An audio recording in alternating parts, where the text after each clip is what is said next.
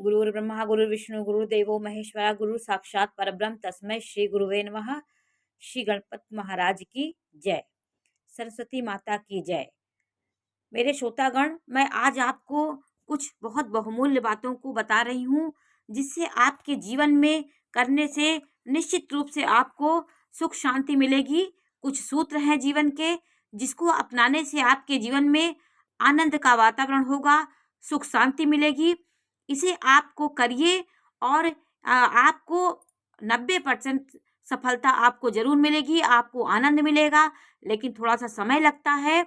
ये आप इस चीज को आप जीवन में उतारेंगे तो जीवन में आप सुख शांति का अनुभूति करेंगे और आपके जो भी प्रारब्ध हो, जो भी हो, धीरे धीरे आपके कटेंगे। और पितृ दोष जो कटते हैं वो आप पितृ दोष आपके अगर लगे हों, आपके पूर्वजों के दोष लगे हों, तो इस बात के लिए भी मैं आज आपको जानकारी दे रही हूँ कि पितृ दोष लगा हो तो आप अपने आप बड़े हैं या छोटे हों, ये कोई भी हो, अपने परिवार को, खानदान को जितना खुश करेंगे, जितना आप अपने छोटे भाई बंधुओं की कल्याण की बात सोचेंगे, उनके लिए कुछ करेंगे, उनके परिवार के लिए करेंगे, तो उतने पितृ प्रसन्न होंगे। जैसे आपका कोई भाई कष्ट में है, उसकी मदद करेंगे, उसको आप कितना भी आपके लिए वो गलत किया हो, आप उसके प्रति यदि अच्छी भावना रखेंगे, उसको आगे बढ़ने के लिए प्रेरणा देंगे, जितना आप परिवार का कल्याण करेंगे, पितृ आपसे उतने ही खुश होंगे। और आप मंदिर में काल भैरव के मंदिर में जाके दीप जरूर प्रज्वलित करें और पीपल के पेड़ के नीचे जितना आप जल अभिषेक करेंगे, दूध डाल के जल का अभिषेक करेंगे उनके जड़ में सुबह सुबह के समय, तो आपके पितृ दोष धीरे धीरे आपके जाएंगे। सबसे ज्यादा है आप परिवार से प्रेम करिए। आप छोटे, आपका कोई परिवार में दुखी हो तो आप उसकी मदद जरूर करें। जितना आप ये सब करते रहेंगे और जितने बड़े बुजुर्ग हैं उनका आशीर्वाद लीजिए परिवार में, तो पितृ आपके प्रसन्न होते हैं। तो मैं ये थोड़ी सी पितृ के बारे में आपको जानकारी थी और मैं अब बहुमूल्य बातों को आपको बता रही हूँ, जिसको करने से आपके जीवन में जरूर आनंद की प्राप्ति होगी।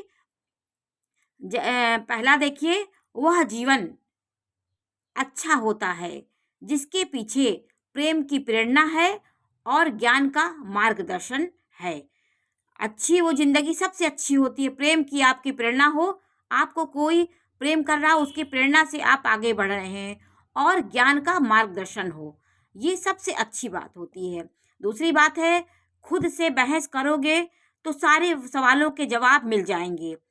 अगर दूसरों से बहस करोगे तो नए नए सवाल खड़े हो जाएंगे। इसका ये मतलब हुआ है कि आप कोई निष्कर्ष निकाल रहे हैं तो योग्य लोगों के पास ही जाइए, और लोगों के पास सवाल करेंगे तो उल्टे सीधे आपके सवाल नहीं मिलेंगे आपको, और खुद से आप मंथन करेंगे, चिंतन करेंगे, स्वयं आपको अपने अंदर से एक आवाज आएगी, एक आत्मा आपको बताएगी ये गलत है, ये सही है।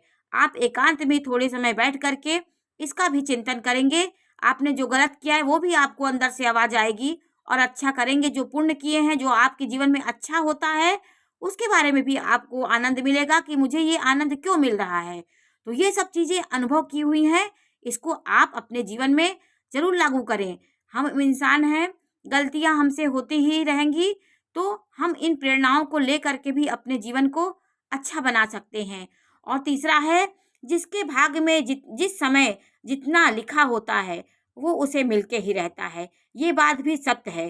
कितना भी कोई आपका दुश्मन हो, आप उसके प्रति भागिए नहीं, अपने कार्य पे लगे रहिए, अपने सतत प्रयास में लगे रहिए। आपको जितना आपके जीवन में लिखा है वो आपको मिलके ही रहेगा। थोड़ा समय लगता है, आपके कर्म अच्छे होने चाहिए, तो आप किसी से ना डरें कि वो मेरा अच्छा करेगा, वो मेरा बुरा कर, जो आपको मिलेगा जीवन में वो जरूर मिलेगा। आपके भाग्य में जो लिखा है वो आपको चाहे पहले मिल जाए, चाहे अंत में मिलेगा, मिलेगा जरूर।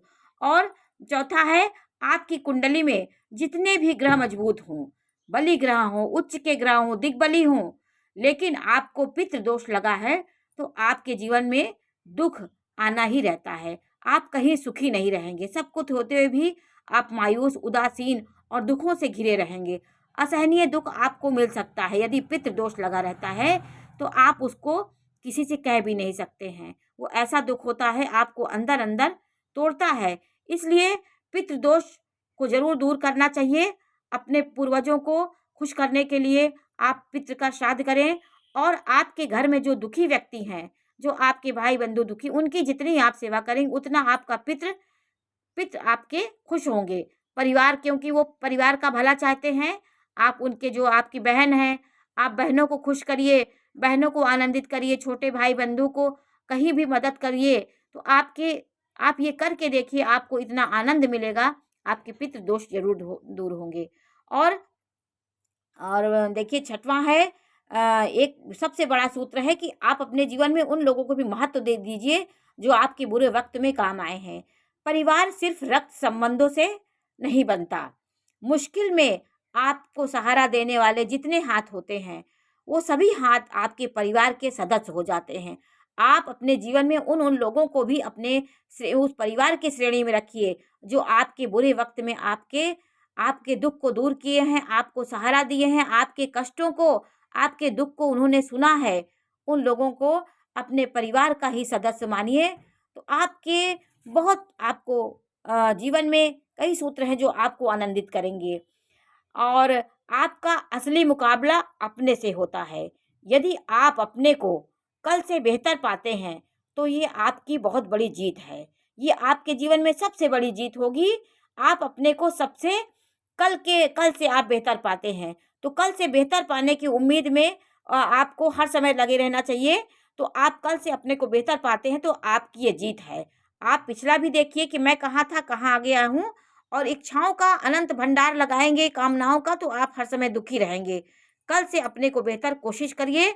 और देखिए, और एक बात और है कि जिसके भाग्य में जिस समय ये लिखा होता है वो होता ही है। और फिर और लास्ट की बात है कि आपकी वजह से किसी के दुख दूर हुआ, किसी के मुख में हंसी आई, किसी का मुख प्रसन्न हो गया, तो आपके सारे दुख दूर हो जाएंगे, तब जीवन आपका बेहतर होगा। तो ये सब बातों का अगर आप थोड़ी थोड़ी पालन करने की कोशिश करेंगे, तो आपका जीवन बेहतर होगा, और आपको थोड़े में भी संतुष्टि होगी, आत्मिक आनंद की प्राप्ति होगी। तो आज मैंने आपको कुछ सूत्र ऐसे बताए जिसको जीवन में आप धारण करने से आपके जीवन में कहीं ना कहीं खुशियों का आगमन होगा। और इन सब बातों के अलावा मैं एक बात और आपको बताती हूँ।